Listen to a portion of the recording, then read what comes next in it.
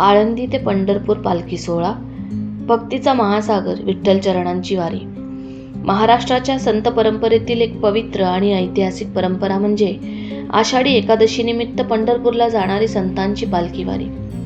संत तुकाराम महाराज यांची पालखी देहू येथून आणि संत ज्ञानेश्वर महाराज यांची पालखी आळंदी येथून प्रस्थान करते. दोन्ही पालख्या मार्गक्रमण करत करत एकाच वेळी पंढरपूरच्या श्री विठोबाच्या चरणी पोहोचतात. या वारीमध्ये लाखो वारकरी सहभागी होतात. प्रत्येकाच्या मुखात ज्ञानोबा माऊली तुकाराम याचा गजर आणि चरणात टाळ मृदुंगाचा गजर असतो. ही वारी म्हणजे केवळ पंढरपूरची यात्रा नसून ती भक्ती, श्रद्धा, समर्पण, शिस्त आणि सामूहिकतेचा जिवंत अनुभव असतो. वारकरी सुमारे 250 किलोमीटरचा प्रवास पायी करतात. दरवर्षी वारीसाठी शेकडो दिंड्या निघतात. यामध्ये वृद्ध, तरुण, महिला, लहान मुले आणि अनेक भक्तगण सहभागी होतात. वाटेत त्यांना अनेक अडचणींना सामोरे जावे लागते.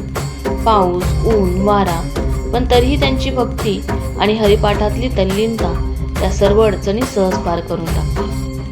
वारी दरम्यान सेवाभावी संस्थांद्वारे वैद्यकीय सेवा, भोजन, पाणी, निवारा आदींची सोय केली जाते. शासकीय यंत्रणा, सफाई कर्मचारी, पोलीस, आरोग्य खाते, स्वयंसेवी संस्था या वारीच्या यशस्वी आयोजनामध्ये मोलाची भूमिका बजावतात. ही वारी केवळ एक धार्मिक कार्यक्रम नाही, तर जीवनाचे धडे देणारी शाळा आहे.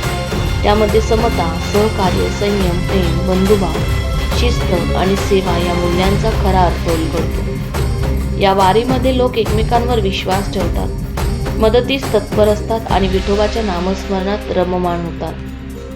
शेवटी एवढंच म्हणावंसं वाटतं, वारी ही चालती फिरतं विद्यापीठ आहे, जिथे विठ्ठलाच्या नामात जीवनाचे खरे अर्थ सापडतात.